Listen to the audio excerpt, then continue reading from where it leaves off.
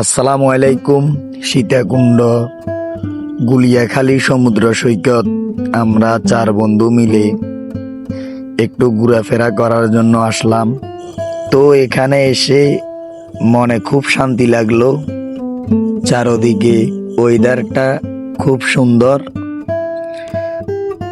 আমার বন্ধুরা সহ অনেক আনন্দ করলাম। দেখতেছেন হাজার হাজার মানুষ। আমার বন্ধুরা সব মিলে সেলফি নিলাম। আসলে কি বলবো আর, মোটামুটি খুব একটা আনন্দই করলাম।